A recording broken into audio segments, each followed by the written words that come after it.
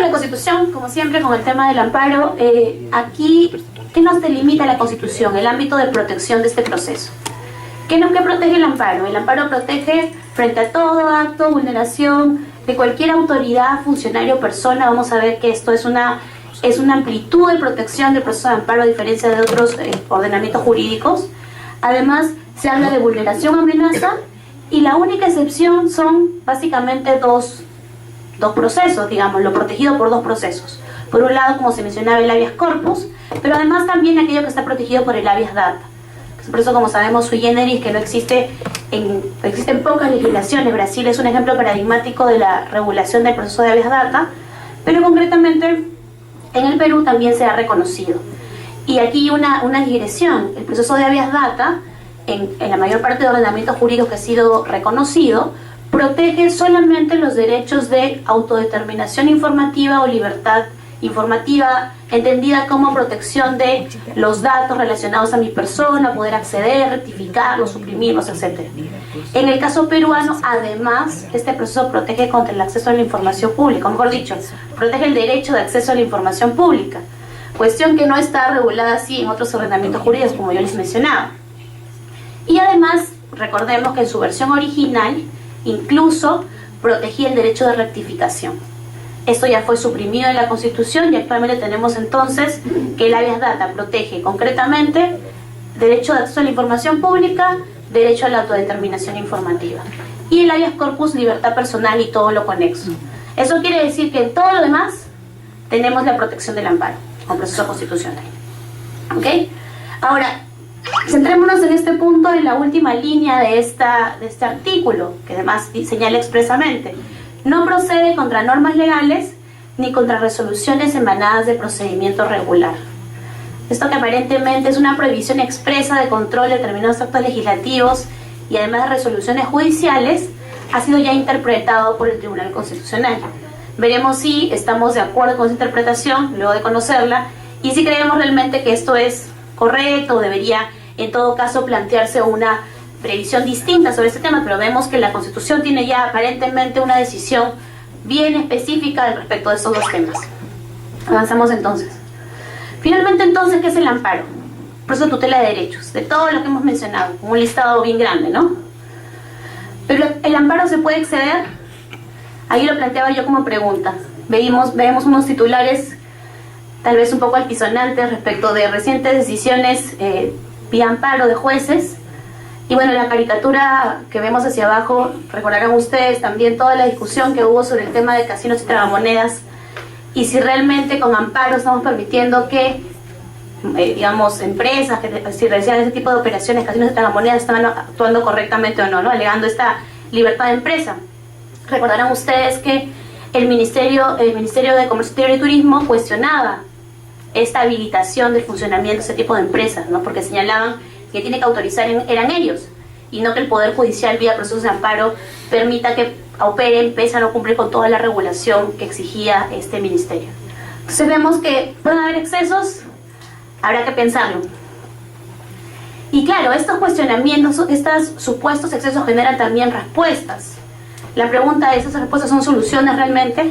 ¿Realmente dan una verdadera, digamos, de manera integral nos permiten que el problema ya no subsista? Entonces veíamos, ¿no? Por ejemplo, en algún momento se anunció que se iba a presentar un proyecto de ley, o más, hay un proyecto de ley presentado para restringir las medidas cautelares en el proceso de amparo, indicando incluso que las personas jurídicas de derecho privado con fin lucrativo no los puedan interponer. Entonces, ¿esta realmente es la respuesta? ¿Esta realmente es la solución al problema del exceso del amparo? Otra cuestión que también se planteó, recordemos, en el año 2005 y hace poco también, pues una sentencia reciente que también de algún modo vamos a comentar, señalaba que había que presentar, se presentó además en el 2005 un proyecto de ley para limitar las facultades del Tribunal Constitucional, para que estas sean claramente delimitadas y solamente sea un legislador negativo, se decía, ¿no? Solamente hay que suscribirlo a eso, nada más. La pregunta es, ¿esto es la solución? Luego, yo reproduzco ahí, no pongo quién las ha dicho, por cierto, pero es un conocido congresista. Hizo también una afirmación que además compartían muchas personas respecto a este reciente conflicto de atribuciones o esta un poco controversia entre el CNM y el Tribunal Constitucional. señalaba que nuevamente había que modificar incluso la Constitución, decían algunos, para reducir de manera expresa el ámbito de competencia del Tribunal Constitucional. Esta también, me preguntaría yo, ¿es la solución que queremos dar al problema? ¿Verdaderamente va a permitir que, digamos, zanjemos la discusión, zanjemos los excesos? Ojo que finalmente el Tribunal Constitucional, y así lo dice además el Código, bueno, y es una interpretación que se ha hecho de la Constitución, señala que es el supremo intérprete de la Constitución, dentro de su ámbito de competencia, evidentemente. Y claro, llega un momento en que uno se pone a pensar, si generamos este control primero por los jueces, luego la Corte Superior, y luego llega por recurso de agravio del tribunal, tenemos que crear una nueva instancia para el control del tribunal, le limitamos las funciones por ley. Esa es la eterna discusión de quién controla el controlador, ¿no? Que incluso la planteaba Kelsen ya cuando se creó el Tribunal Constitucional. Entonces, yo les dejo esto más como interrogante, porque igual es un tema inacabado todavía.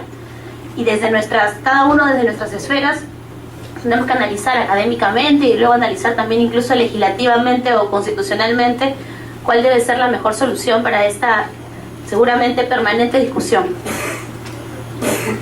Ahora, yo quiero centrarme el día de hoy, como mencionaba, solo en 4 grandes aspectos. En primer término vamos a hablar de la figura del acto lesivo. ¿Qué puede lesionar un derecho para que habilite que uno acuda a un amparo, a un proceso de amparo? Luego vamos a hablar de los derechos protegidos. Aquí yo les pido una licencia porque por un tema de error en las diapositivas no figura concretamente esta parte, pero igual yo le he agregado a la exposición. Pediría por favor en ese punto tomar nota. Y luego un cambio importante que ha hecho el Código Procesal Constitucional desde el año 2004, y es cambiar esta figura del amparo alternativo, es decir, yo justiciable podría ir al amparo o podría ir a otro proceso para proteger mi derecho. Esa era mi opción, digamos. A partir del 2004 con el Código se toma la idea de que el amparo es residual. Es decir, que si hay otra vía, dice el Código, igualmente satisfactoria, yo debo ir a esa otra vía, a ese otro proceso y no al amparo. Vamos a ver con qué matices, porque ya se han incluso generado alguna jurisprudencia sobre el tema, y aquí para irlo adelantando, el Tribunal Constitucional en primer término se limitó más bien a decir esta vía es y esta vía no es momento satisfactoria. Esa era un poco su opción hacia el inicio de la jurisprudencia del Tribunal Constitucional cuando empezó el Código, cuando se emitió el Código Procesal Constitucional. Sin embargo, posteriormente ya ha ido creando, adelantando algunos criterios para hacer esta valoración. Vamos a ver si esto nos ayuda o no para definir. Imagínense, uno está ante un conflicto determinado y tiene que decidir si va al amparo o si va a otra vía, con la potencialidad que le declaren improcedente su demanda. No es una decisión menor. Entonces tenemos que tener claro más o menos cuáles son las pautas que van a permitir que me admitan o me rechacen la demanda. Por supuesto, los jueces no necesariamente interpretan el mismo término que el tribunal, pese a que deberían, pero igual tenemos jurisprudencia o tenemos alguna, digamos, planteamiento sólido respecto del tema, podemos ayudarnos más o menos para que nuestra demanda sea admitida en la instancia correspondiente. ¿Ok? Entonces, yo les mencionaba que el amparo controla a quiénes pueden cometer este acto lesivo por el cual uno puede ir al amparo. Como les mencionaba, en el caso del Perú, con esta regulación de la Constitución, tenemos un ámbito amplio. Cualquier persona puede cometer el acto lesivo por el cual yo voy al amparo. Es decir, particulares o poderes públicos. ¿Por qué esto es importante? Cuando nace la idea de los derechos fundamentales, estos son pensados como derechos públicos subjetivos. Es decir, un derecho frente al Estado. Yo soy el ciudadano, yo necesito que me proteja, y el Estado es el potencial que va a afectar mi derecho. Entonces yo frente al ciudadano invoco ese derecho público subjetivo. Esa era la idea que estaba detrás de la noción inicial de derechos fundamentales, que recordemos además inicialmente fueron concesiones, ¿no? Esta idea de que el derecho fundamental es inherente a la persona es muy posterior. Cuando recién tuvimos derechos fundamentales, esta idea siquiera de derecho era más bien una concesión del Estado. Recordemos, si no, la firma de la Carta Magna, que va casi obligando al rey de Inglaterra a conceder estos derechos, ¿no? Y sin embargo luego hemos evolucionado. Ya nos hemos dado cuenta que quien puede vulnerar derechos no es solamente el Estado, sino que también los particulares pueden vulnerar derechos fundamentales. Y esto que parece lógico, sinceramente, una persona que no es abogado le parecería totalmente lógico, para el derecho no siempre fue tan claro. Y entonces se pensaba que los procesos constitucionales no estaban concebidos para proteger frente a los particulares. Progresivamente ya hemos avanzado a esta idea de que efectivamente un proceso constitucional puede proceder frente a otra persona que vulnera mi derecho. Pensemos en la libertad de asociación, pensemos en diferentes temas relacionados con la igualdad. Evidentemente, alguien podría afectar mi derecho a la igualdad y discriminarme. Podría ser mi empleador, podría despedirme, derecho al trabajo. Y él no tiene que ser un poder público, puede ser un privado. Entonces, es importante que la Constitución tome esta decisión amplia de tutela. Es cualquier autoridad, funcionario o persona. Trata de hacerlo lo más amplio posible. Con lo cual, como les mencionaba, era particulares y poderes públicos. Ahora, adicionalmente hay que pensarnos qué tipo de actos, ya hemos identificado quién puede realizar el acto. Ahora la pregunta sería, ¿qué tipo de actos pueden generar esta protección vía amparo? Hay una serie de criterios de clasificación. A mí la verdad, este que se expone me gusta mucho, que es uno que el doctor Samuel Abad presenta en su libro, que además él citando a autores mexicanos y argentinos. Es una clasificación en realidad muy simple, pero muy útil, muy didáctica, en verdad, para definir qué actos pueden ser objeto de un proceso de amparo. Entonces comenzamos a pensar primero en el tiempo. Un acto pasado puede ser objeto de un proceso de amparo, parece la esfera natural. Se realizó un acto, me vulneró y te pongo mi demanda de amparo. Parece ser lo natural de un proceso de amparo. Un acto presente, sin duda también. Un acto que me está vulnerando actualmente puede serlo. Un acto futuro, ahí de repente la cosa se pone un poquito más dudosa. Un acto futuro puede ser objeto de un proceso de amparo. Lo que la Constitución señala es que sí es una amenaza. Pero ojo, no cualquier amenaza. Tiene que ser certeza y de inminente realización, se señala, ya sea esbozado. Esto quiere decir que no cualquier acto futuro, no un acto que no sé si va a pasar o no va a pasar, no un acto que puede ocurrir de aquí a 20 años, no, es ser cierto e inminente. Y entonces en esa esfera sí puede protegernos el proceso de amparo. Y luego hablamos del tracto sucesivo. Es básicamente aquellos actos que periódicamente vulneran mis derechos. Un ejemplo que no es constitucional, pero que es digamos, claro o ilustrativo, pensemos en el que no paga la renta todos los meses, o el que no nos paga la remuneración todos los meses. Es acto sucesivo, ¿no? No es que todo el tiempo, pero cada vez, periódicamente, vuelve a devengar este acto. Entonces, si tenemos un acto que podemos clasificar como de tracto sucesivo, también puede ser objeto de una demanda. ¿Ok? Ya si hablamos del modo de afectación, la Constitución habla de acción o omisión. Es decir que yo con un acto efectivo puedo vulnerar, pero también no haciendo algo puedo vulnerar derechos, muchas veces. Imagínense que se nieguen a concederles atención hospitalaria, bueno, vamos a ver con qué temas sociales, que es un poquito más, digamos, específico el tema, ¿no? Ahora, reparabilidad. Un acto irreparable puede ser objeto de un proceso de amparo. Un acto reparable sin duda, ¿no? Imaginemos, yo tengo una vulneración, ¿cierto? Tengo una vulneración y me la pueden reparar. Claramente estoy en la esfera del amparo. Pero si es irreparable, si ya no puedo hacer nada para regresar a la situación anterior, que es el efecto de generar el amparo, ¿podemos ir a un amparo? Yo aquí les quiero, esa respuesta del sí, la vamos a analizar al propósito del código. Recordemos que el código es del año 2004, ¿no es cierto? Antes del código, este tema, les digo, era muy dudoso.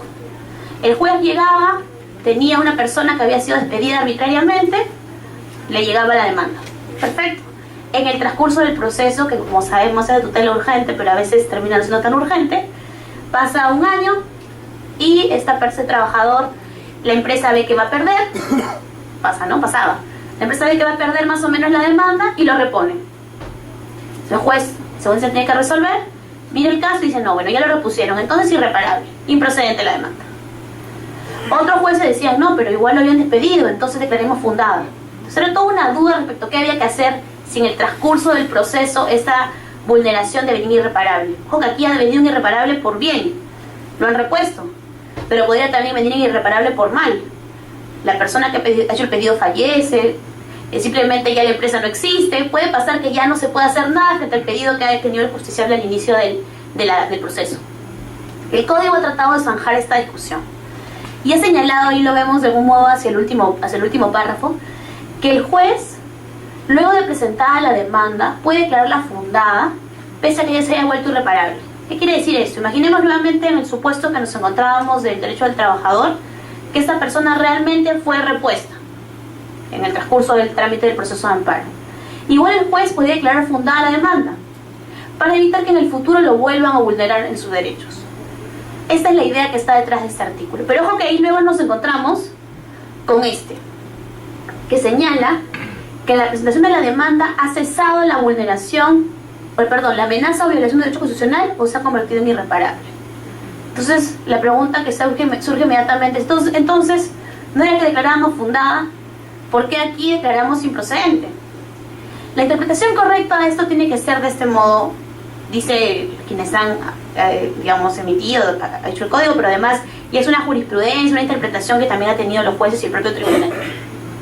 Uno recibe la demanda y al momento de calificarle el juez determina que la vulneración o amenaza se ha vuelto irreparable, declara improcedente. Es decir, yo recibo y ya es irreparable, declaro improcedente. Pero si en el transcurso del proceso, luego de haber admitido la demanda, esta deviene improcedente, ahí opera este artículo, ¿no? La posibilidad de declarar fundada. Es un tema en realidad de tiempos y de plazos. Si es que ya se devino irreparable cuando presenté la demanda, bueno, lamentablemente ya la vía del amparo no es mi vía. Tendré que buscar si tengo otra. Esa sería la diferencia respecto de estos dos artículos. Ahora, en relación también con el acto lesivo teníamos nuevamente dos posibilidades, o varias posibilidades. En relación con la subsistencia, la idea es si el acto se mantiene vigente o no, si subsiste o no. Si subsiste, claramente. Si no, bueno, con los matices que ya hemos explicado. En relación con el tema de la evidencia, si la vulneración es manifiesta, no parece haber ninguna discusión. Pero si no es manifiesta, imaginemos que tiene que haber toda una etapa probatoria, requerimos mucha, actuación probatoria para determinar que esta vulneración o amenaza se ha configurado. Recordemos además que el amparo no tiene etapa probatoria en sí mismo. Eso no quiere decir, claro, que yo no pueda presentar pruebas. El amparo admite la presentación de documentos. Es más, el código faculta a que eventualmente los jueces constitucionales soliciten documentos a las autoridades públicas para poder dilucidar la controversia de amparo. Además, excepcionalmente también permite incluso la exhibición, el acudir a determinados lugares, que si bien se usa sobre todo para el habeas corpus, también eventualmente podría ser usado para el amparo. Entonces, la idea es, si tengo claramente una vulneración, pero esta no es manifiesta, no es clara, no la puedo dilucidar, ¿debo ir al amparo? La respuesta de los jueces, la respuesta del Tribunal Constitucional ha sido que no.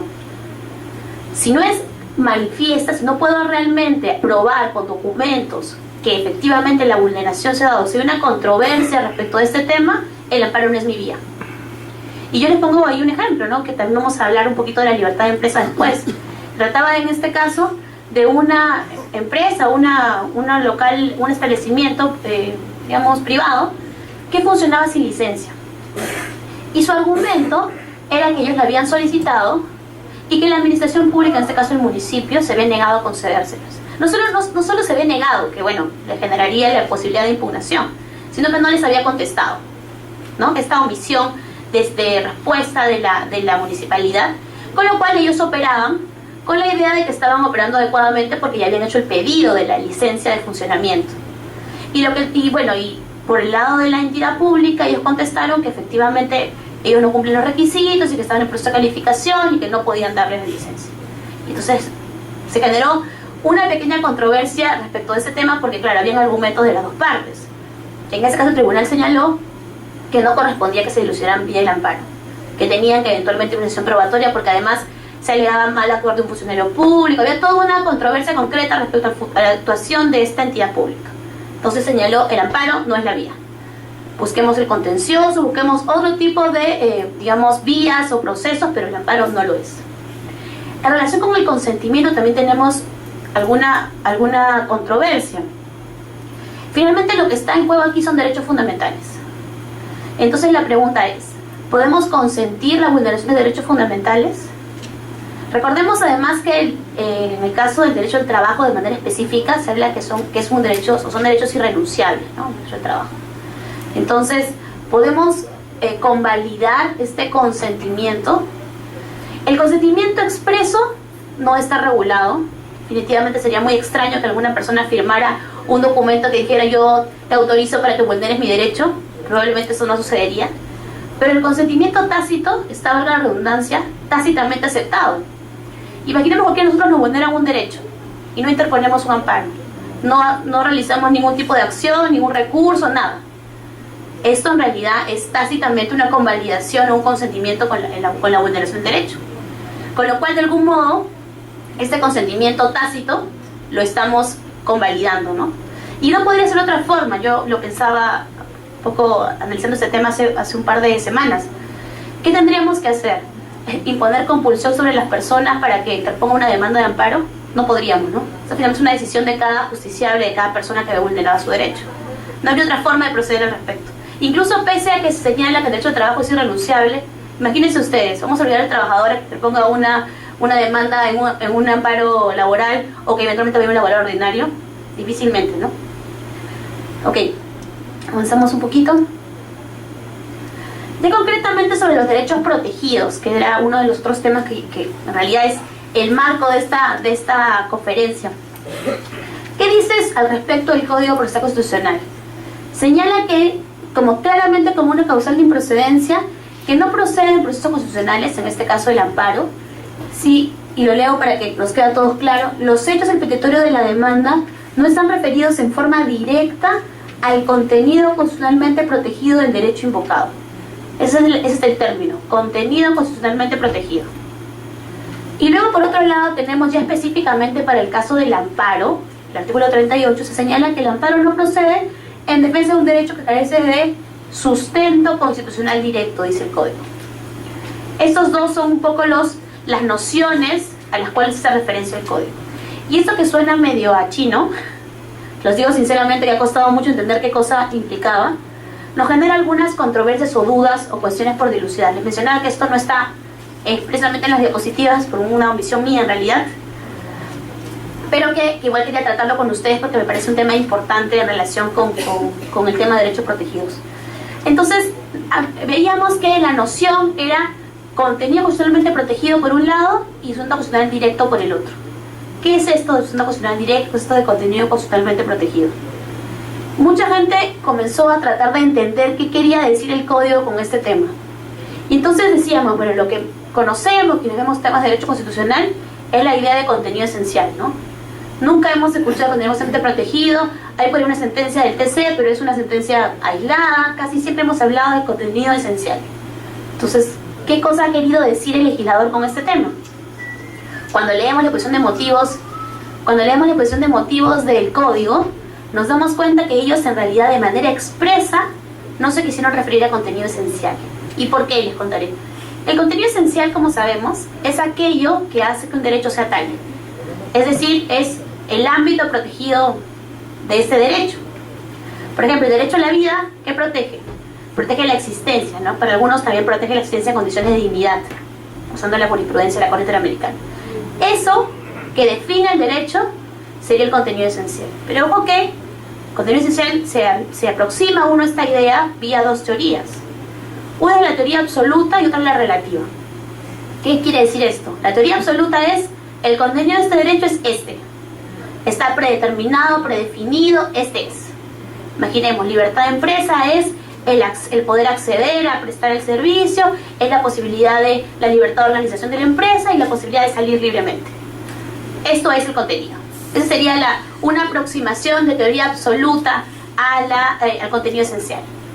Pero también podríamos optar por una teoría relativa, que implica básicamente que el contenido no está predefinido, sino que se determina por la ponderación con otro derecho, o como se señala, la aplicación del test de proporcionalidad, ¿no?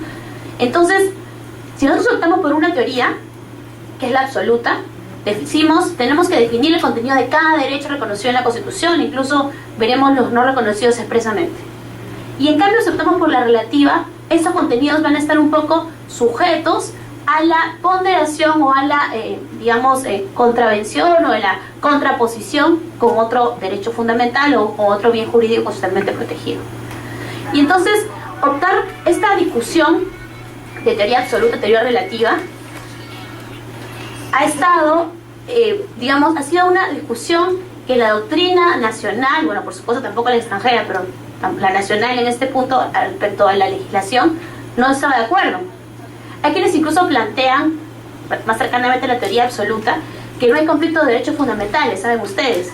Hay quienes señalan que en realidad lo que hay es un derecho que se ejerce bien y un derecho que se ejerce abusivamente, ¿no? Por ejemplo, el doctor Luis Castillo Córdoba señala que si hay un conflicto entre libertad de expresión, por ejemplo, y el honor, no es que estemos ante un verdadero conflicto, no hay conflicto, dice él, sino lo que hay es que alguien ejerce bien su derecho y alguien lo ejerce equivocadamente. Por ejemplo, el periodista está ejerciendo, diría él, de manera irregular o abusiva su derecho porque está, por ejemplo, difundiendo imágenes de la familia de esta persona que no forma parte de la esfera pública, ¿no? Y en cambio, hay otras personas que sí creen en una idea más de conflicto, ¿no? En esa idea de la ponderación. Entonces, toda esta discusión sobre cuál teoría era la que adoptábamos era justamente eso, un gran debate en doctrina. El código prefirió no tomar posición sobre el tema. Entonces acuñó una nueva noción, que es la de contenido constitucionalmente protegido. Y entonces cuando uno le pregunta a los autores del código, bueno, y entonces, ¿qué cosa es esto de contenido constitucionalmente protegido? Lo que ellos señalan básicamente es que es el ámbito de protección del derecho fundamental. No se refieren ellos concretamente a aquello que, digamos, aquello que define el derecho, no la de definición del derecho, sino aquello que es protegido. Esto que en realidad es un matiz y que en verdad yo lo he conversado varias veces con el doctor Samuel Abad y le digo, de repente hubiera sido más fácil ver el contenido esencial en el código. Ellos prefirieron no hacerlo, ¿no? Y tienen esta idea de que hay que delimitar cuál es el ámbito protegido del derecho que permite ir al amparo. Igual con esta idea de sujeto constitucional directo. Pero, entonces surge la pregunta, ¿contenido constitucionalmente protegido es contenido esencial? Según los autores del código, no.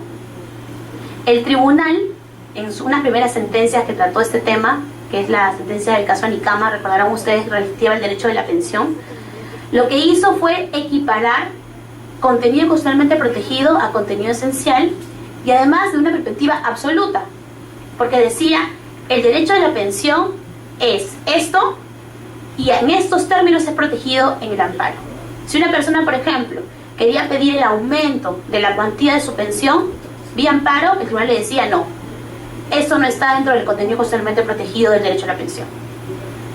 Y entonces tenemos nuevamente además surge la controversia respecto a qué está protegido en función de cada derecho en el amparo. En realidad, esto es una labor en la cual el tribunal, hay que reconocerlo, está tratando progresivamente de generar jurisprudencia para definirlo, ¿no? Yo les mencionaba en su momento que la libertad de empresa, por ejemplo, ya tiene una jurisprudencia delimitada respecto a cuál es su contenido. Les decía, ¿no? La libertad de acceder, a dar un servicio, a tener una empresa, la posibilidad de organizarse y la libre salida del mercado. Entonces, ya como he ido definiendo esos contenidos, si nos damos cuenta, implícitamente les digo que está de algún modo hablando de teoría absoluta, pero también acepta la ponderación, con lo cual tenemos ahí un mix de las teorías expuestas, pero progresivamente ya podemos darnos cuenta, en función del derecho involucrado, qué estaría protegido y qué estaría fuera, ¿no? Por supuesto, es una labor que todavía está en construcción. El código todavía tiene ya 10 años, pero en términos de legislación es todavía poco para ir reestructurando. Y nuestro tribunal, además, sabemos, tiene a veces momentos muy progresistas y otros un poquito más conservadores, dependiendo a veces de su conformación o incluso, dicen muchos, no me atrevería yo a decirlo, pero incluso dependiendo de los casos, se señala, ¿no?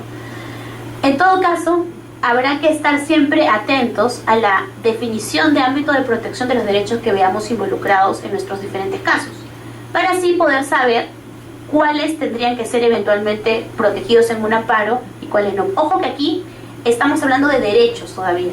No estamos viendo vías, sino solo derechos. Es decir, por ejemplo, ¿la posesión sería protegida en un proceso de amparo? No, porque no es un derecho constitucional, no es un derecho constitucional directo en relación con los dos términos que hemos mencionado. La libertad de empresa, vamos a ver en un momento algunos matices sobre el tema. Los derechos sociales también van a ser objeto de discusión. Justamente, en relación con el proceso de amparo decíamos, ¿el listado de la Constitución es taxativo? Sabemos que no.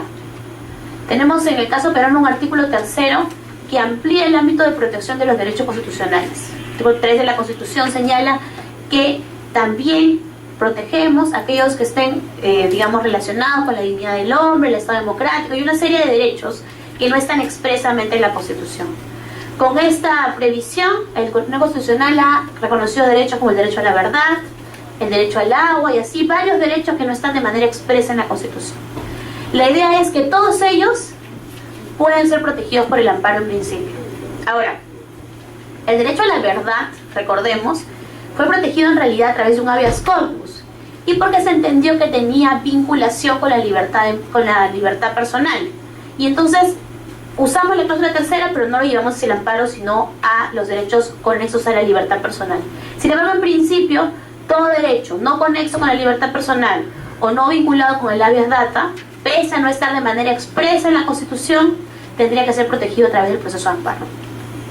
Ahora, yo planteo aquí 3 temas pequeños que podrían generar discusión sobre si son protegidos o no vía un amparo. El tema de derechos sociales se discute mucho. ¿El derecho a la salud puede ser protegido por amparo? Recordemos que la legislación previa al Código, la Ley 23506, la Ley 25398, señalaba que los derechos que requerían un gasto social o algún tipo de previsión presupuestaria no eran protegidos a través del proceso de amparo. Y entonces generamos toda una corriente de pensamiento, además una corriente jurisprudencial, según la cual los derechos sociales no eran protegidos, no eran justiciables, no permitían ir a un proceso constitucional. Esta opción ya ha sido superada. Hemos tenido varios casos de derechos sociales ya reconocidos por el amparo o protegidos por el amparo. Y tenemos una persona que sufre de VIH, quiere que se le proporcionen antirretrovirales para su enfermedad, para el virus del que padece, y en principio va a un amparo para pedir que se los provea. El tribunal ha amparado demandas en ese sentido. El tribunal también ha amparado demandas de personas por temas de derecho de salud mental. Han habido varios casos, algunos incluso muy parecidos, en los cuales se daba de alta a personas que padecían de enfermedades mentales, alegando que ya su condición de salud facultaba que estuvieran internados en otro tipo de establecimientos o incluso en su domicilio. El Tribunal Constitucional ha amparado las demandas de quienes decían: no, por favor, manténgalas en el establecimiento de salud porque esta persona requiere cuidados especiales y la familia no puede proveerlos. Con lo cual hemos generado también que los derechos sociales puedan ser protegidos a través del proceso de amparo. Sin embargo, inmediatamente surge la pregunta: ¿hasta dónde? Imagínense que alguien quiere que le provean de un hospital a través de un amparo, o quiere que construyan un colegio. Esto parece ser mucho, pero nuevamente la pregunta que surge es: ¿hasta dónde podemos llegar con un amparo en relación con los derechos sociales? Yo creo que todos podemos estar de acuerdo en perspectivas más progresistas que los derechos sociales deben ser protegidos por amparo. Nuevamente, la pregunta es el límite. Porque claro, si nosotros decimos que el límite es presupuestario, no podemos olvidarnos que los derechos sociales finalmente, y los casos que he mencionado también, generan una provisión presupuestaria.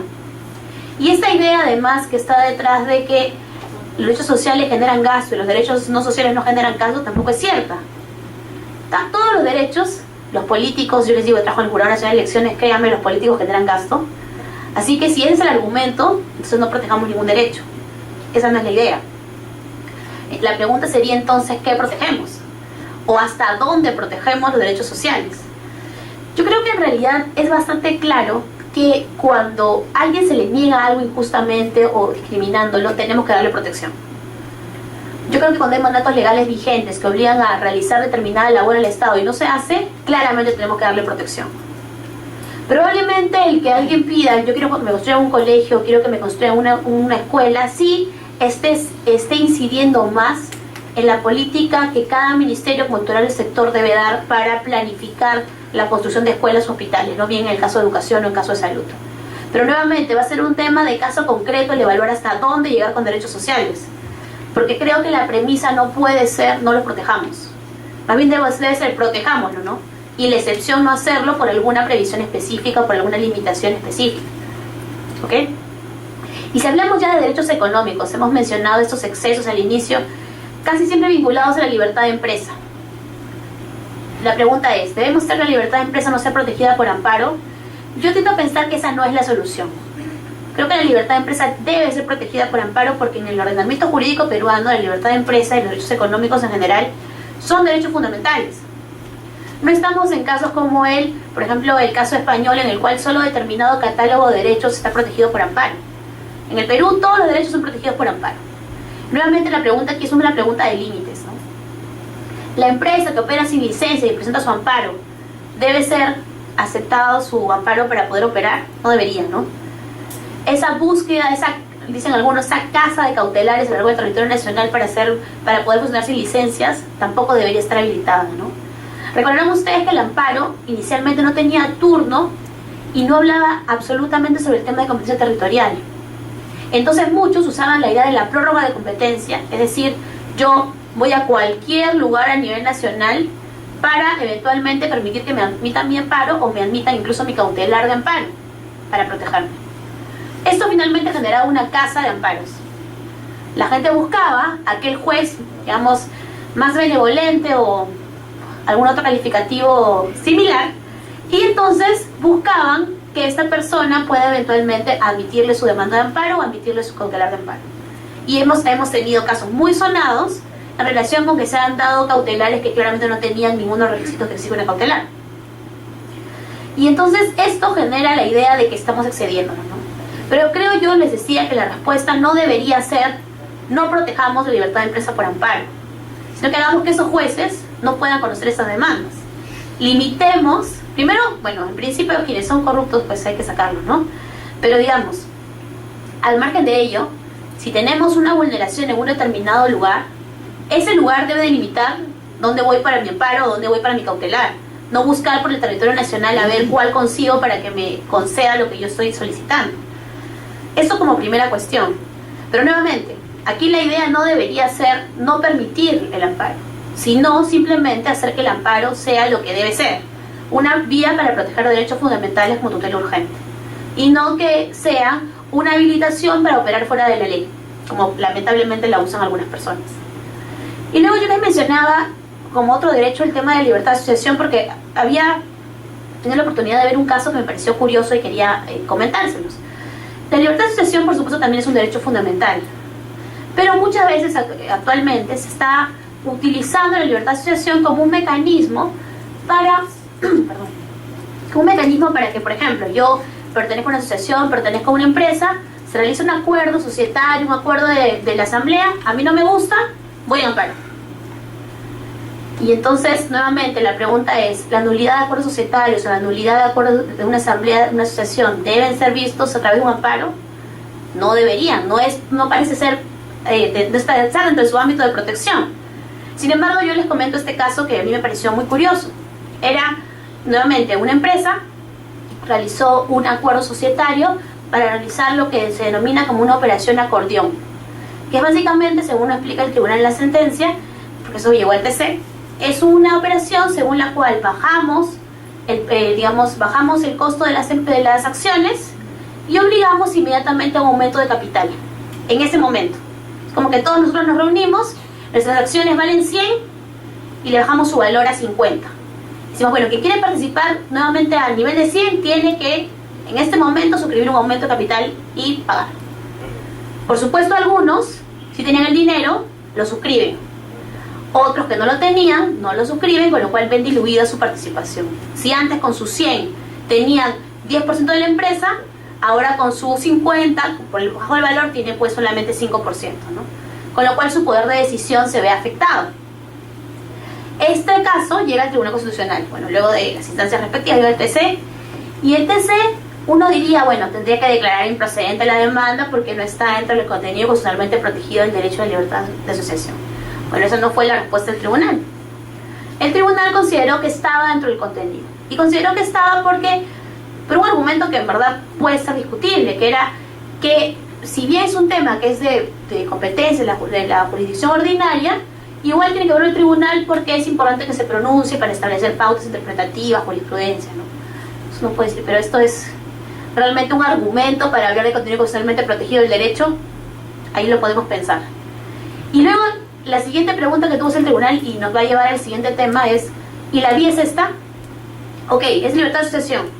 Ok, imaginemos que aceptamos la perspectiva de que está en el contenido constitucionalmente protegido de libertad de asociación. ¿Y esa es la única vía? ¿No se supone que el amparo es subsidiario? ¿No debería decirte la nulidad del acuerdo societario y no venir al amparo?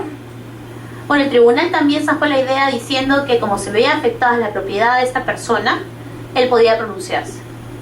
Con lo cual vemos que es un argumento un poco circular, ¿no?, el que se usa para admitir esta demanda en este caso. Efectivamente la admiten, y no solo la admiten, sino que la declaran fundada, considerando que se vulnera el derecho de propiedad de esta señora, ¿no? Entonces vemos que este caso, de hecho es un caso felizmente no ordinario, no frecuente, sino excepcional, pero que nuevamente nos lleva hacia esta idea de que estamos de repente excediéndonos en esa interpretación del contenido constitucionalmente protegido de los derechos, ¿no? Ahora, yo quería aquí solamente plantear una ligera explicación o reflexión sobre quiénes son titulares de los derechos fundamentales que permiten acceder al amparo, ¿no?, la idea de la legitimidad. Parece que una persona natural individual no tendría ningún cuestionamiento, ¿no? Yo soy una persona individual, puedo interponer mi demanda de amparo si me vulnera algún derecho.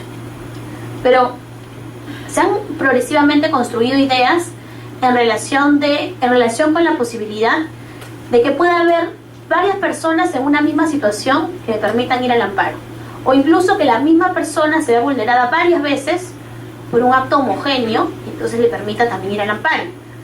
Entonces aquí se han generado dos figuras. Ustedes habrán escuchado del denominado estado de cosas inconstitucional, que es básicamente lo siguiente: si varias personas que estamos en un mismo grupo, en una misma situación, nos vulneran, la protección es a todos y no solamente quien interpuso el derecho, el proceso, interpuso la demanda. Recordemos el caso de los jueces y fiscales que no eran ratificados, pero además no son ratificados. Este tema del estado constitucional empezó porque era una jueza que lo único que ella pedía era ver su video. Y ella decía, no me ratifiques, no importa, pero déjame ver el video de la entrevista por la cual supuestamente no me has ratificado, ¿no?, que es la que ha determinado mi no ratificación. Y el CNM le dijo, no, es un acto interno, no te lo voy a dar. Interpuso su demanda de amparo, ella efectivamente ganó, pero además el TC tuvo la oportunidad de decir, en este caso, además de que a ti te amparo, voy a decir que eso es un estado de cosas inconstitucional, que el CNM impida que uno pueda acceder a su video de entrevista. Así que todo el mundo que está en la misma situación está protegido. Vemos que ampliamos la protección. O este caso conocido también de las cadetes embarazadas que las sacaban, ¿no?, de las escuelas, y entonces la idea nuevamente es que se proteja de manera general a todas, no solamente a aquellas que estén específicamente, han interpuesto el proceso o la demanda. En este caso también el tribunal señaló que la protección era amplia, era toda, impidió que se expulse a cualquier cadete que estaba embarazada. En este caso no usó el estado de cosas inconstitucional, pero sí estableció un mandato amplio referido a todas las escuelas de cadetes, ¿no? Ahora, también tenemos protección de derechos colectivos, es decir, también excede en la esfera específicamente individual, y también de derechos difusos. Pensemos en el medio ambiente, en la protección del consumidor. Cualquiera puede demandar, y los efectos también van a ser amplios para todas las personas que estemos dentro del colectivo, en el caso del derecho colectivo, o en el difuso para todo el mundo. ¿Ok? Y luego viene hay una omisión de una letra, pero personas jurídicas, ¿pueden ser protegidas por amparo? La idea es que sí, a pesar que hay un magistrado del TC, que es el magistrado Vergara, que dice que no. Pero la idea en principio, por lo menos yo creo que debería ser que sí. Ahora, él hace un matiz. Bueno, en realidad no, él dice que ninguna debe ser protegida. Sus votos singulares, en caso de, por lo menos antes, sus votos singulares en relación con personas jurídicas señalaban que para él, quien debe ser protegido por un proceso constitucional es una persona natural. Que la persona jurídica no es tutelada por un proceso constitucional, sino que tenía que encontrar otra vida. Ese era un poco su argumento. Pero la jurisprudencia del TC progresivamente se ha llevado a decir que las personas jurídicas deben ser tuteladas por los procesos constitucionales, en este caso por el proceso de amparo, pero yo hacía ahí algunos matices.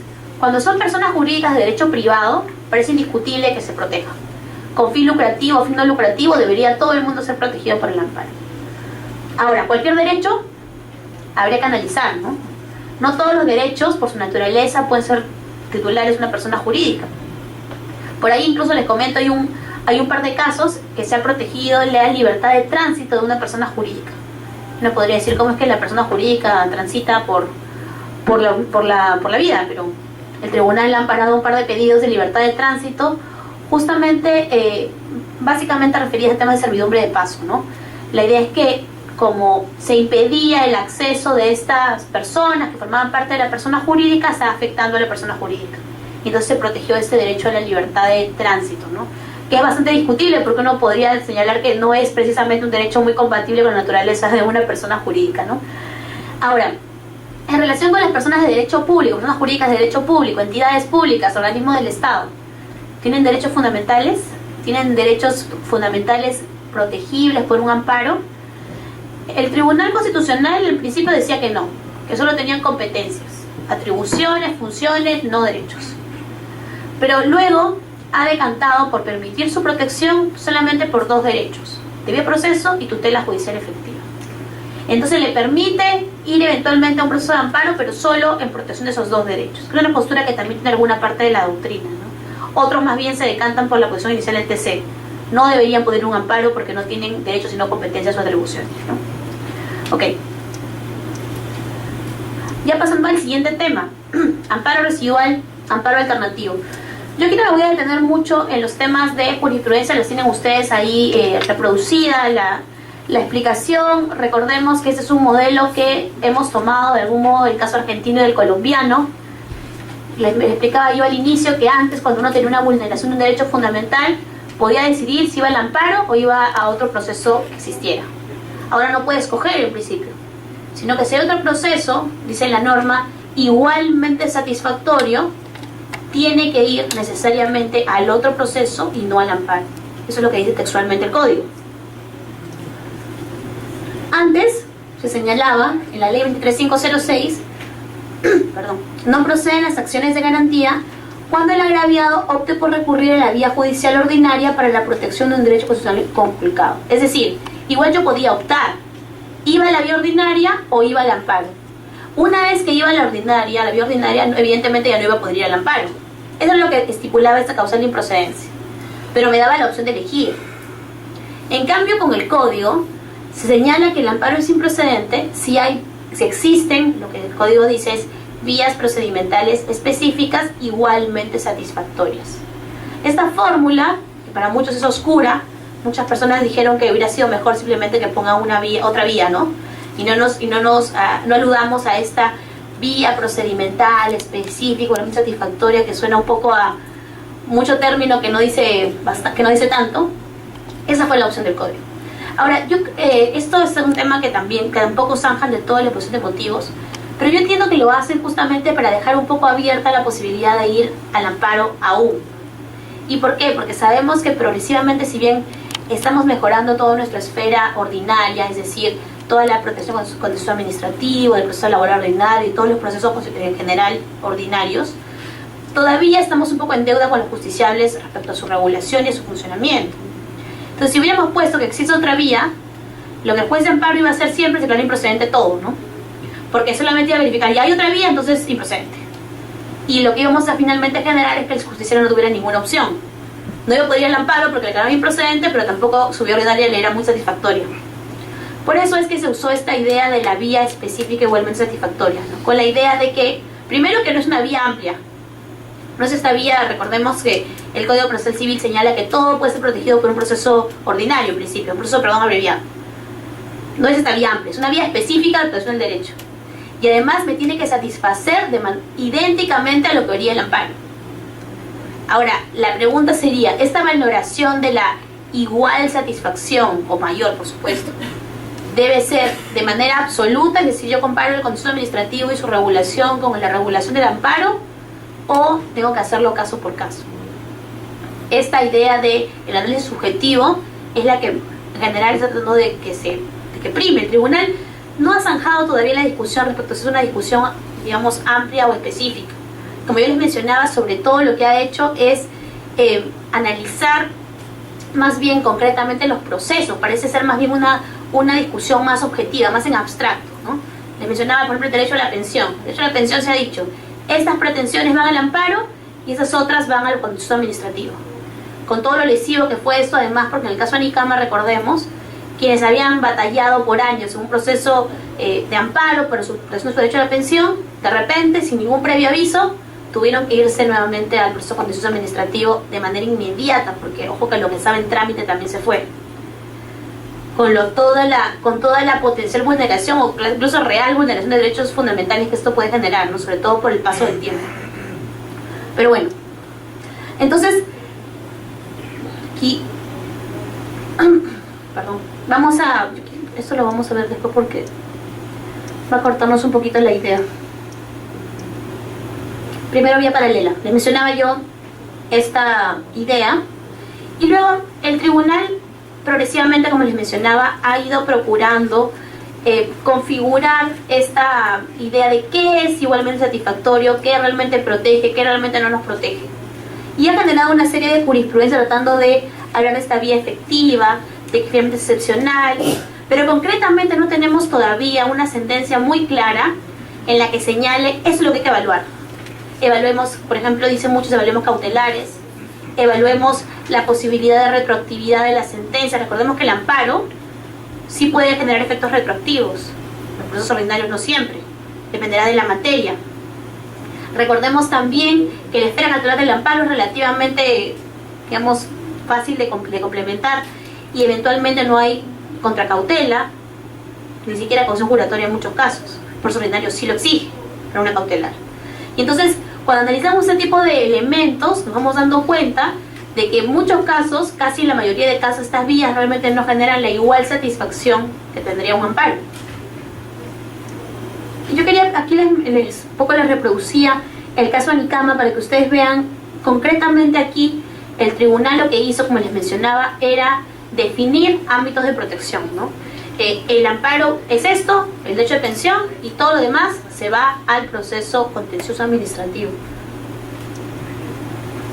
Un caso curioso que también quiero comentar es lo referido concretamente al derecho al trabajo, al derecho laboral. El tribunal ha establecido toda una jurisprudencia respecto a los diferentes tipos de despido, ¿no? Nulo, incausado, fraudulento, arbitrario, y ha delimitado en qué casos debe ir al amparo y cuáles no. Tenemos un precedente que es el caso Bailón. Yo también les he reproducido específicamente algunos fundamentos jurídicos. Pero básicamente lo que ha dicho es lo siguiente, ¿no? En un supuesto de despido nulo, es decir, me despiden porque tengo afiliación sindical, porque estoy embarazada, por cualquier tipo de los supuestos expresamente prohibidos por la ley, un supuesto de despido nulo, yo puedo pedir mi reposición en amparo o puedo pedir mi reposición vía el proceso laboral ordinario, porque así está regulado en la ley de productividad y competitividad laboral. Entonces uno se pregunta, en el supuesto de despido nulo, ¿el amparo es realmente residual o alternativo? Porque ojo que yo tengo, imagínense, a mí me despiden porque estoy sindicalizada, soy la líder sindical de mi empresa, y yo me pregunto, entonces ¿a dónde voy? ¿Voy al amparo o voy al proceso laboral ordinario? Según el tribunal, voy a ir a ambos. Y entonces en la práctica, esto ha devenido en alternativo también, en el supuesto de despido nulo. ¿Ok? Entonces, esta idea de la residualidad, vemos que tiene también algunos matices específicos. Ahora, imaginemos ya no estamos en el supuesto de despido nulo, que bueno, hay que decirlo también, el despido nulo es el supuesto más lesivo de despido, ¿no? Además son por causales específicas, categorías claramente delimitadas por la ley.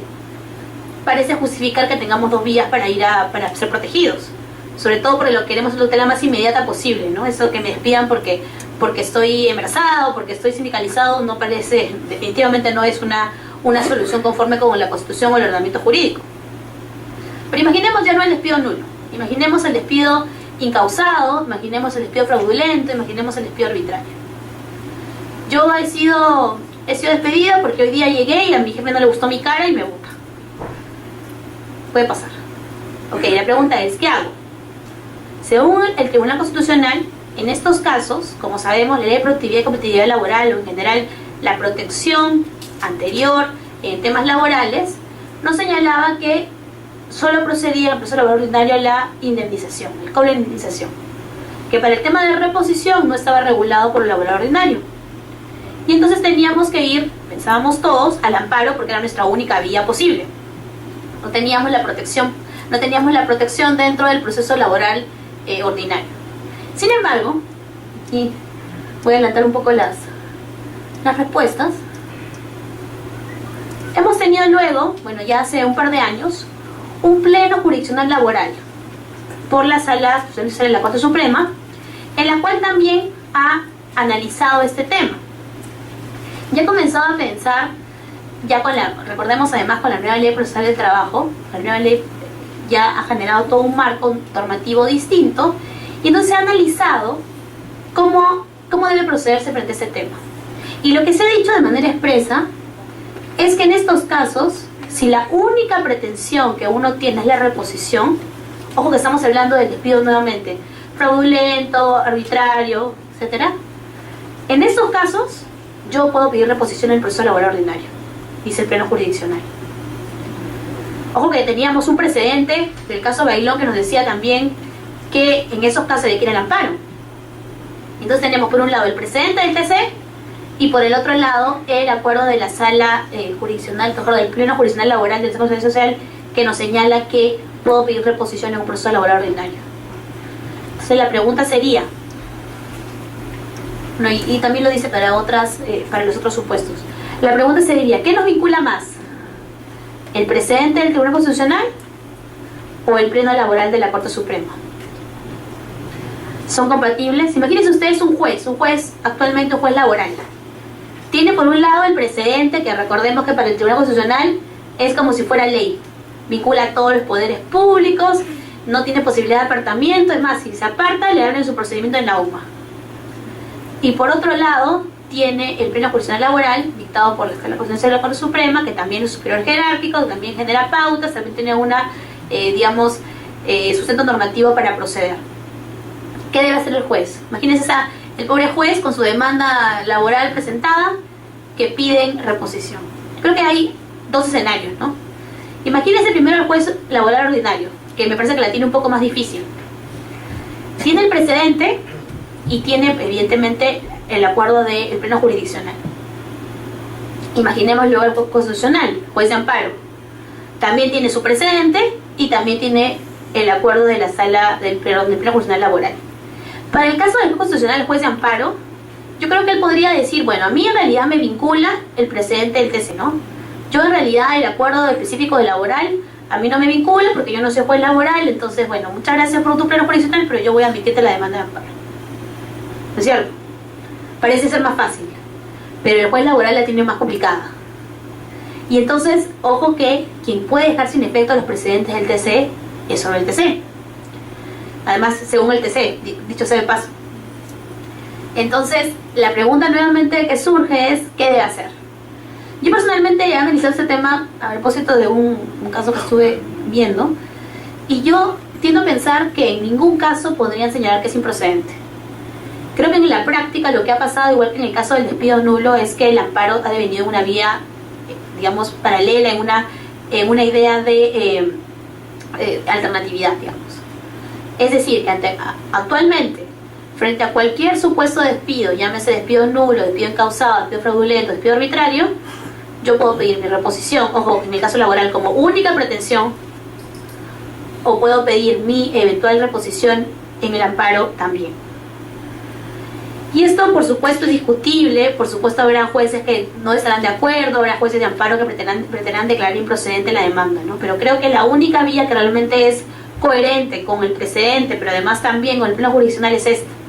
Porque lo contrario sería, quitar la efectividad también del proceso, de ambos procesos en realidad, tanto del laboral ordinario por un lado, como del el amparo, y también, por supuesto, desconocer tanto el precedente como el pleno jurisdiccional laboral, ¿no?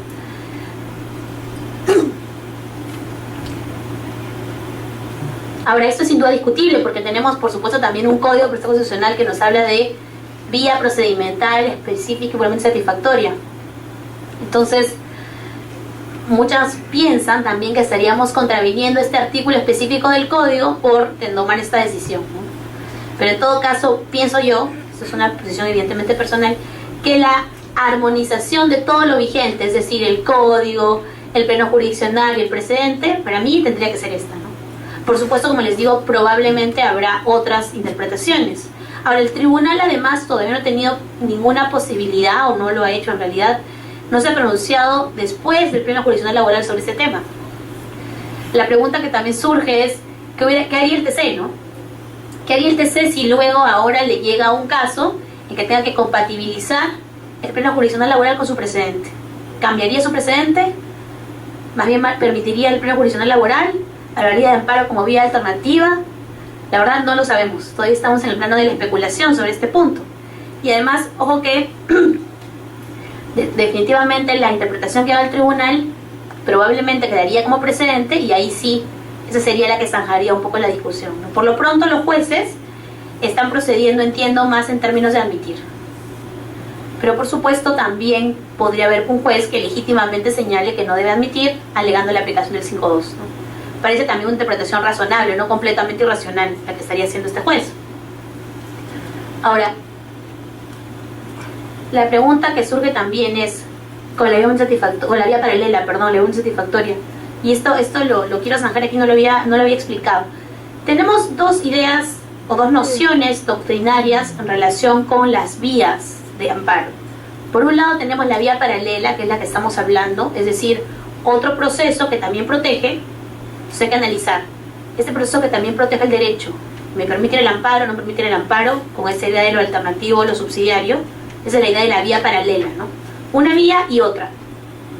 Antes del código, la vía paralela permitía que yo pudiera ir o al amparo o al otro proceso. Actualmente la vía paralela, es decir, existir una vía que también tutela, en principio haría que yo tuviera que ir a esta vía paralela. Nuevamente con esta idea de la vía igualmente satisfactoria que hemos explicado y con los matices que hemos mencionado para el tema laboral.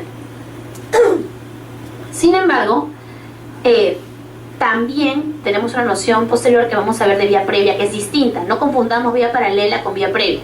La vía paralela es, como su nombre lo indica, dos que están al mismo nivel, hay que decidir a cuál vamos, ¿cierto? Antes a cualquiera, ahora aparentemente a la otra vía, con el matiz que hemos mencionado. Pero nuevamente aquí, en relación con la vía paralela, surge una pregunta.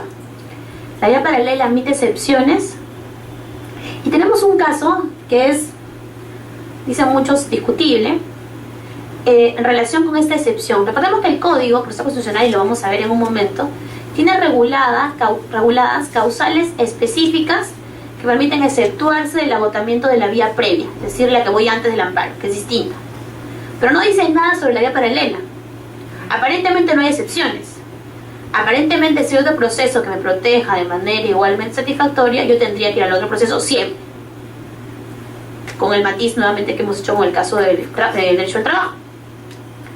Pero el tribunal ha emitido una sentencia en la cual ha señalado que esta obligación o esta exigencia de acudir a esta vía paralela del amparo más bien tiene, como decía, una excepción o algunas excepciones, y señala que como en este caso se incluía la participación del Ministerio Público dentro del proceso de amparo, recordemos que eso estaba así estipulado en la ley 3506, antes del código, el Ministerio Público tenía que intervenir dentro del proceso de amparo. Ahora esto ha sido eliminado del código, de su intervención ya no está estipulada dentro del proceso de amparo, pero antes se exigía. Entonces aquí se señala que como dentro de este proceso tuvo que participar el Ministerio Público, entonces se exceptúa del agotamiento, se exceptúa de la idea de vía satisfactoria. Es un poquito extraño, ¿no? No, perdón, me estoy confundiendo. Aquí lo que señalan es que el caso del proceso contencioso administrativo exige la existencia de la participación del Ministerio Público. Y como le exige, dice el tribunal, no es vía igualmente satisfactoria. O sea, solo por la intervención o la obligatoria intervención del Ministerio Público en un contencioso administrativo, dice el tribunal, estamos en un supuesto de que no es el contencioso una vía igualmente satisfactoria. Eso también es discutible. Si esta fuera la regla, entonces ningún contencioso administrativo tendría que ser vía satisfactoria, no solo este caso, sino nunca, porque siempre interviene el Ministerio Público, así se estipulado en la ley. Muchos han lanzado esto muchas luces respecto a si realmente este caso es un caso sui generis por la naturaleza de las cosas, o si de repente es un caso sui generis por la naturaleza de las personas, ¿no? Porque es la única específico caso en el cual se ha dicho que el contencioso administrativo por la intervención del Ministerio Público es una vía satisfactoria. Lo cual, como decía, si realmente esa es la razón, tendría que ser para todo contencioso administrativo y no solamente para este caso, ¿no? Dicho sea de paso, este caso es un caso de un consorcio de H. Montt que había ganado una acción pública privada conjuntamente con Proinversión y por distintos motivos no puede ejecutarla, creo que se la declaran nula, y cuando se vuelve digamos, a concursar esta obra vía otra acción pública privada con otro consorcio, es que ellos interponen la demanda de amparo, ¿no? Por supuesto, ellos también formaban parte del nuevo consorcio, pero igual interpusieron la demanda de amparo, imagino, porque preferían ir con su consorcio solamente ellos y no con los otros participantes, pero en todo caso esta fue la respuesta que se dio en ese supuesto, ¿no? Y ahora, y también lo ha mencionado en relación con... Es el mismo caso, ¿no? Perdón. Pero vamos a... Esta diapositiva creo que se ha colado, pero en todo caso también han evaluado lo concreto con la vía igualmente satisfactoria en este caso específico. Si yo mal no recuerdo, es el caso que les mencionaba sobre este caso de libertad de asociación. Es que es el caso chiquito y entiendo que esta es parte de la jurisprudencia. Antes de ver este tema, nos había quedado pendiente uno relacionado con la vía previa.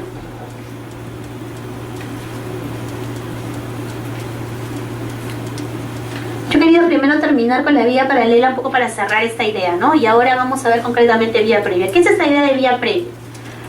Decíamos, en principio uno puede ir a un amparo o puede ir a otro proceso con todos los matices que hemos mencionado.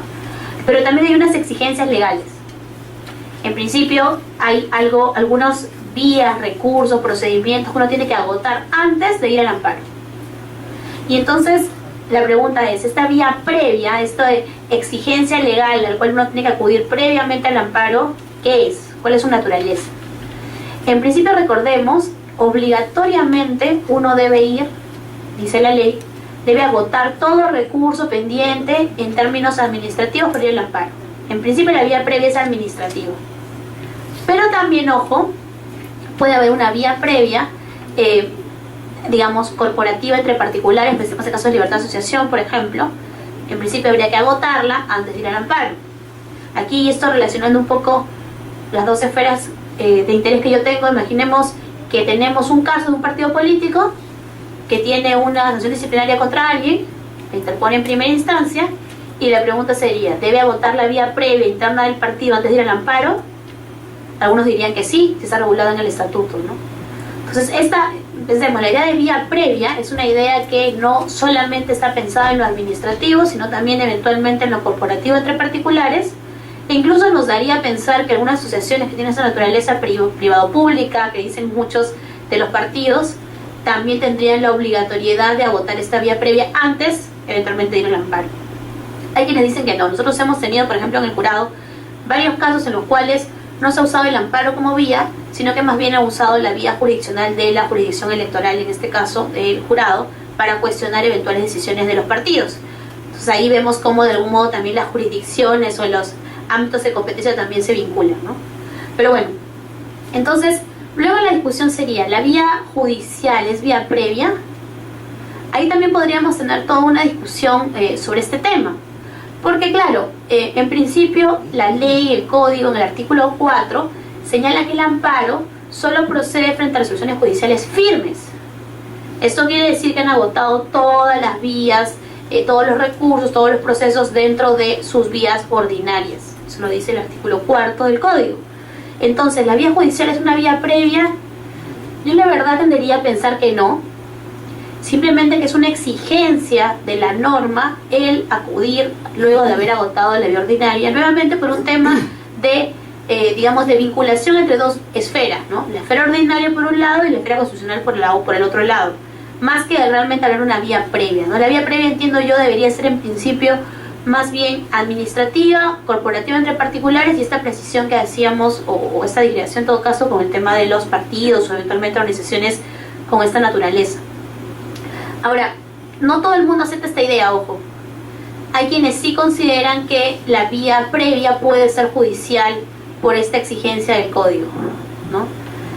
Adicionalmente, hay entidades como los tribunales administrativos, lo vamos a ver en un momento, sobre las cuales se discute si pueden eventualmente ser vía previa, ¿no? Imagínense ustedes un caso de eliminación de barreras burocráticas, eventualmente un caso de protección al consumidor, que muchos dicen obtiene mejor tutela a través de un procedimiento específico administrativo en estos tribunales de Indecopi antes que en un proceso constitucional.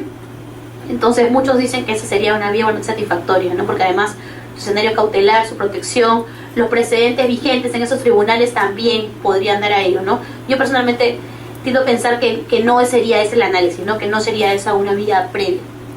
Ahora, en principio, aquí tenemos la obligación de agotar la vía y tenemos unas excepciones al agotamiento de la vía previa. Aquí sí, expresamente estipuladas en el Código de Proceso Constitucional, a diferencia del caso de la vía paralela. Enumeradas. En principio, la que generalmente se usa es cuando la agresión puede venir irreparable, es casi siempre la usada como excepción, incluso en aquellos casos en que no está tan claro, pero esa es la que generalmente se alega. Y por supuesto también tenemos muchas veces en las cuales no hay resolución en plazo, con lo cual también pretendemos o buscamos la excepción al agotamiento de la vía previa, ¿no? Todas están reguladas, como decía, de manera expresa en el Código de Proceso Constitucional. Sin embargo, una pregunta que uno puede hacerse es, ¿esas excepciones son taxativas? Es decir, no puedo encontrar ninguna razón más por la cual yo me tengo que exceptuar de la vía previa, administrativa en este caso. Y lo preguntaba a propósito de varios casos. Recordemos que en el año 2005 creo, el Tribunal Constitucional emitió un precedente vinculante que establecía que los tribunales administrativos pueden ejercer control difuso. Es decir, que podían inaplicar una norma por reputarla inconstitucional, ¿cierto? Pero imaginemos el escenario previo a este precedente, antes de este precedente. Imagínense que ustedes tenían una norma y consideraban claramente inconstitucional, ¿no? La veían, habían agotado habían primero lidiado con la administración en una primera instancia y la administración pública no podía aplicar la norma, no tenía la habilitación para hacerlo. Bien, cualquier entidad de la administración pública, bien tribunal administrativo, nadie lo podía hacer antes del 2004, 2005. Entonces, ¿tenía sentido agotar la vía previa? Si igual no me iban a poder aplicar la norma inconstitucional. ¿Tenía sentido que yo pasara por todas las instancias administrativas cuando igual no me la iban a aplicar porque no tenía la competencia? Parecía que no. El tribunal en algún momento entendió esto y señaló que, evidentemente todavía esto previo al precedente, que no tenía sentido que obligáramos a alguien a agotar una vía que no le iba a dar la protección que necesitaba, que era inaplicarle la norma inconstitucional, porque ninguna entidad de la administración pública podía ejercer control difuso administrativo en ese momento. Ahora imaginemos el siguiente escenario, post-precedente. Nuevamente, el precedente que señalaba que los tribunales administrativos que imparten justicia administrativa con carácter nacional, entonces al Poder Ejecutivo, que era todo lo que decía la aclaración de esta sentencia, pueden ejercer control difuso, pueden inaplicar una norma por considerarla inconstitucional. Sabía el precedente. Parece tener sentido ahí sí que agotaran la vía previa, porque este tribunal administrativo iba eventualmente a poder inaplicarla. Pero piensa que no lidiaba yo con un tribunal administrativo, lidiaba con una municipalidad. De igual modo, la municipalidad, que no era tribunal administrativo, competencia nacional, que ejerce justicia administrativa, adscrita al Poder Ejecutivo, con toda esta precisión que decía la sentencia, no iba a poder inaplicarme la norma. ¿Tenía sentido agotar nuevamente toda la vía previa? Parece que no. Ahora, el tribunal, incluso durante la vigencia de este precedente, permitió que no solamente tribunales administrativos, sino administración pública en general, incluso lo hizo con una municipalidad, pueden aplicar normas inconstitucionales pero de rango infralegal. Lo admitió de manera expresa, además. Sin embargo, recordarán ustedes que hace poco más de un mes, creo, el tribunal ha dejado sin efecto este precedente que permitía que los tribunales administrativos puedan ejercer control difuso. Entonces volvemos al escenario preprecedente. Es decir, volvemos al escenario en el cual una entidad de la administración pública, cualquiera que ésta sea, no puede inaplicar una norma constitucional. Es decir, yo tengo mi procedimiento de licencia regulado en el TUPA de la municipalidad que señala que yo tengo que pedir, que declaren que no van a realizar actividades de digamos, de personas de diferente orientación sexual y si la realizan no pueden inscribirse. Imagínense que eso dijera una ordenanza, que eso dijera una ley. Además, por ahí había alguna ordenanza que ha por ahí dicho algo parecido. Un funcionario público no puede inaplicar esa ordenanza porque no puede utilizar como parámetro la Constitución para inaplicarla. En principio tendría que aplicarla, con lo cual le tendría que denegar la solicitud de licencia a esta entidad, a esta empresa, a quien se trate. Y entonces la pregunta que surge es, frente a esa imposibilidad de la entidad administrativa de realizar control difuso, no presenta sentido que le obliguemos a votar la vía previa, ¿no? Mejor que interponga directamente su amparo y eventualmente pueda en el amparo dilucidarse la controversia de si puede o no puede, o si es inconstitucional, no es inconstitucional, o lo que suceda, ¿no?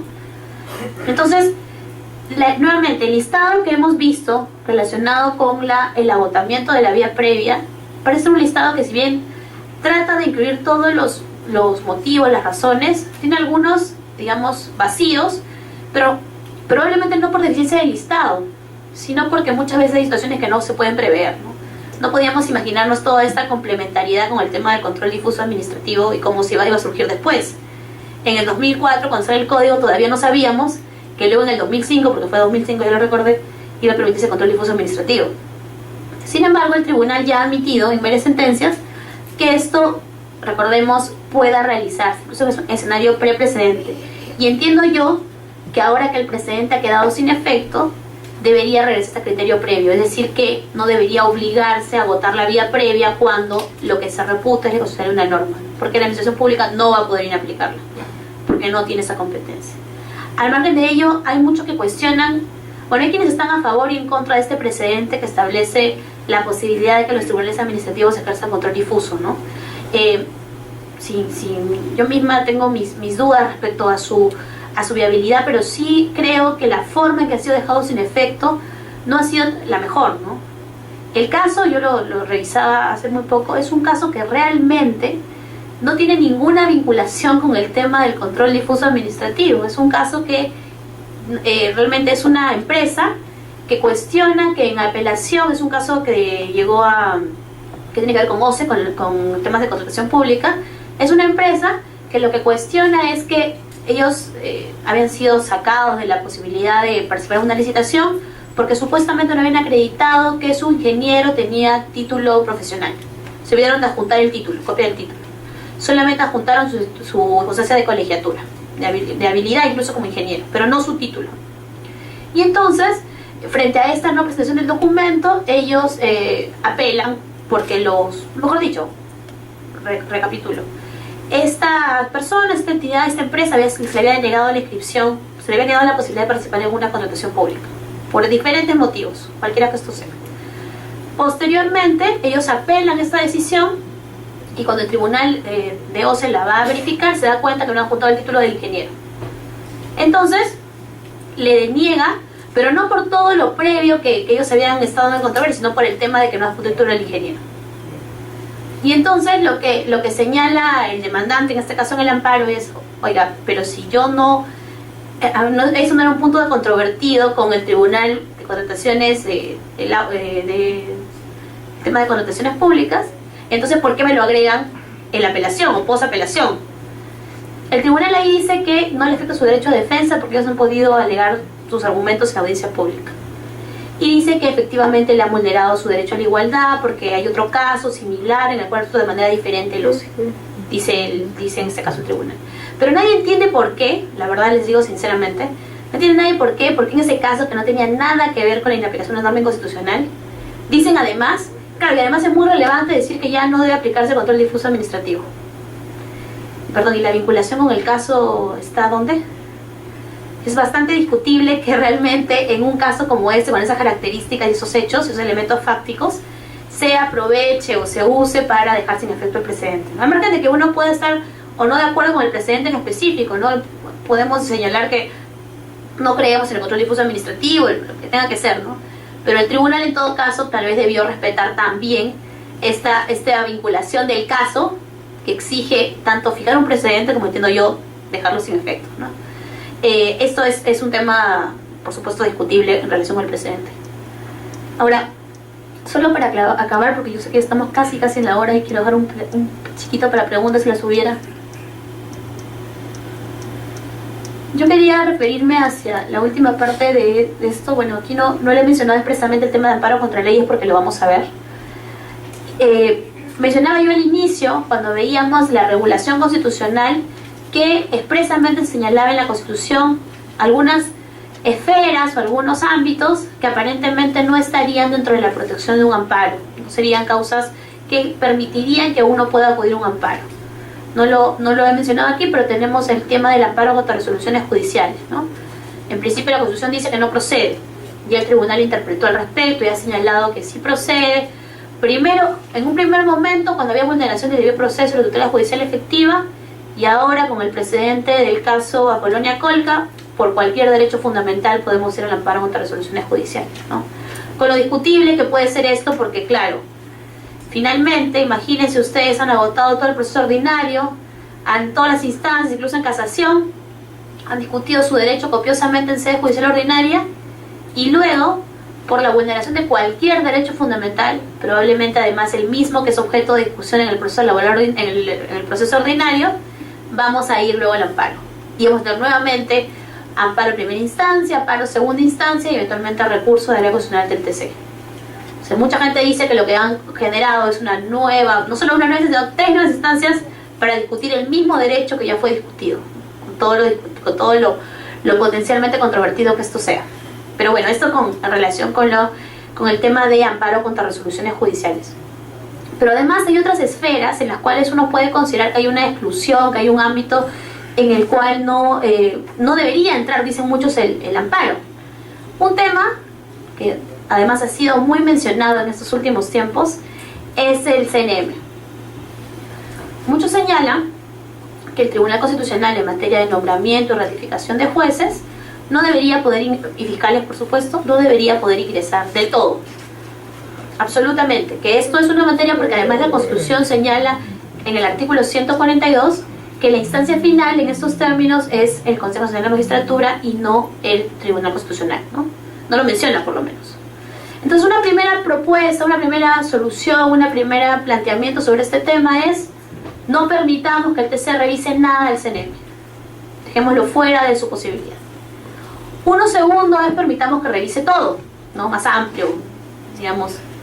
Y un intermedio, que es el cual yo me inclinaría, la verdad, que es que, en principio, cualquier vulneración de derechos puede ser materia de un amparo.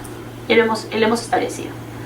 Y puede ser materia de un amparo porque finalmente lo que buscamos es tutelar los derechos fundamentales.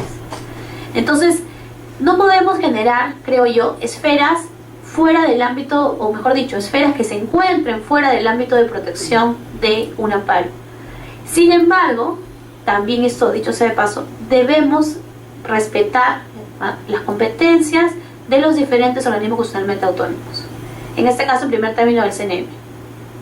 Si la competencia del CNM es, y aquí voy a tomar posición sobre el caso concreto reciente, si la competencia del CNM es nombrar jueces y fiscales, parecería que tiene que nombrar los jueces y fiscales del CNM y no el tribunal, ¿no? Y si eventualmente hay una vulneración, subsanarla, pero no subrogarse en la competencia. Ustedes habrán escuchado además que, independientemente de este conflicto en específico último, esta contraposición CNM y TC tiene larga data, no es reciente. Y ha pasado porque el CNM en principio no ratificaba a personas antes del plazo de los 7 años. Recordemos a los magistrados que fueron eventualmente destituidos en la época del fujimorismo.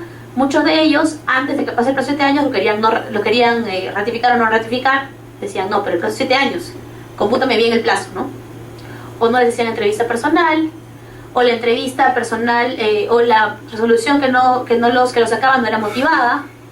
Todo esto progresivamente el CNM lo ha ido corrigiendo. Hay que también ser, hay que aceptar que el CNM ha tratado de corregir estos, digamos, errores, de algún modo, estas vulneraciones que generaba en su accionar. Pero en este último caso, el caso reciente, el CNM, dicen, o mejor dicho, el tribunal, lo que ha hecho es nombrar jueces, nombrar fiscales en este caso, ¿no? y creo yo no respetando la competencia específica del CNM sobre este tema. Además, el argumento del tribunal, que es el que se basa en el artículo 59 del Código de Proceso Constitucional, si ustedes lo han visto, lo que establece el artículo 59 es que efectivamente, en este caso el tribunal, el juez constitucional, puede suplir la deficiencia de ejecución de una sentencia suya por un ente público o privado. Es cierto que esto existe, no es que tampoco, digamos, es que es también aceptar que el artículo del código existe, pero creo yo que hay que hacer una interpretación, digamos, armónica tanto de la Constitución como de este artículo del código, ¿no? Nosotros tenemos además, no lo he mencionado expresamente, pero tenemos además un artículo 22 del Código de Proceso Constitucional. El artículo 22 señala que si una autoridad es renuente a acatar un mandato, en ese caso de un constitucional, se le puede multar, se le puede destituir. Hay una serie de, digamos, de sanciones y consecuencias jurídicas frente a una autoridad que se resiste a cumplir un mandato del tribunal. Entonces creo yo, ¿no? Si el tribunal veía que el CNM se resistía de manera reiterada a cumplir su mandato, ¿por qué no usamos primero lo del 22 y los multamos, hacemos apercibimiento de destitución, no lo sé, cualquiera de estos mecanismos, antes de sustituirse inmediatamente en la ejecución nombrando fiscales, ¿no? Creo que la interpretación de estos dos artículos debe ser así, ¿no? Primero el 22, y de tanto que cumplas tú solito, y si ya no cumples tú solito, ya digamos, te reemplazo en tu ejecución, ¿no?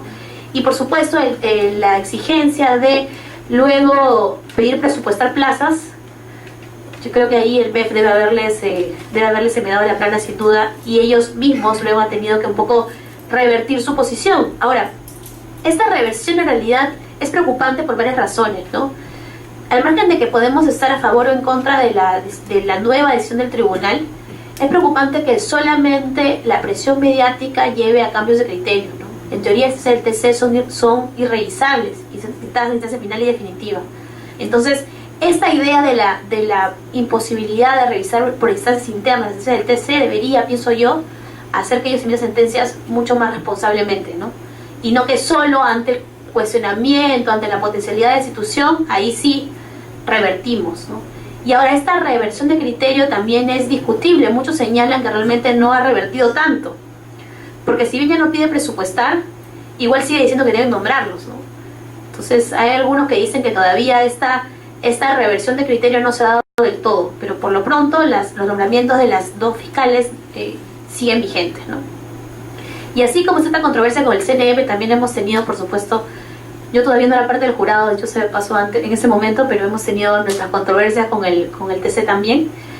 Y aquí, bueno, repito todo lo que he dicho en líneas generales. Lo que sí creo con el caso del jurado es que hay que ser muy cuidadoso con el tema del cronograma electoral, ¿no? A veces el tribunal, y esto probablemente no es un tema de desconocimiento, sino realmente de que el proceso electoral a veces no queda claro qué es desde fuera, ¿no? Estas etapas preclusivas no están pensadas para una serie de cuestiones, ¿no? Entonces hay que tener cuidado con no afectarlas. Pero sí es cierto de que es posible revisar también si hubiera una eventual vulneración de derechos, incluso ante el 142, porque finalmente la interpretación es armónica. Igual hay temas como los indultos, las amnistías, que uno podría pensar que son cuestiones que no tendrían que ser revisadas, pero también nuevamente en esta idea de protección del proceso de amparo deberían tener esta potencialidad de revisión. En el caso de los regímenes de excepción, que es el último punto, no es posible que vía un amparo o vía un habeas corpus se revise concretamente la razón por la cual el Poder Ejecutivo, en este caso el Presidente de la República, dictó un régimen de excepción. No podemos entrar a ese nivel de control. También lo vamos a analizar un poquito a propósito del viernes. Pero sí debería ser posible que si yo, por ejemplo, veo vulnerado mi derecho dentro de un régimen de excepción, puede eventualmente ir al proceso de amparo. Y el parámetro, como dice además la propia Constitución, es la razonabilidad y proporcionalidad, que también tiene que ser analizado. O sea, digamos, la idea es, el juez no debe decir, claro, como el derecho de reunión está suspendido en este régimen de excepción, en ese estado de sitio, estado de emergencia, entonces, y tú pides que te protejan tu derecho de reunión, ya, improcedente tu demanda. Ese no debería ser el análisis, sino que deberíamos ver si el derecho de reunión está vinculado con la razón por la cual se declaró el estado de excepción. Y solamente de haber esta vinculación y esta potencial afectación no permitir el ejercicio del derecho. Pero si no hay vinculación, imaginemos que el estado de excepción se dicta porque hay una epidemia, imaginemos, y sin embargo yo quiero reunirme porque quiero hacer una reunión de mis amigos de un tema político. ¿Qué vinculación tiene con la epidemia? Habría que analizarlo. Si hay, por ejemplo, posibilidad de contagio, ahí sí se lo rechazamos. Pero si no hay posibilidad de contagio porque es otro tipo de tema, ahí sí. Pero no debe ser un análisis tan sí o no, simplemente por la propia vinculación del derecho, ¿no? Entonces, perdón, antes de los aplausos, antes que lo olvide, el viernes vamos a ver, como les mencionaba, el tema de amparo contra leyes, amparo contra actos legislativos. Yo les pediría que tratemos de llegar más o menos a tiempo porque la idea es hacer una explicación breve sobre estos temas y luego quiero plantearles algunos casitos un poco para discutirlos y pensarnos esos temas. Muchas gracias.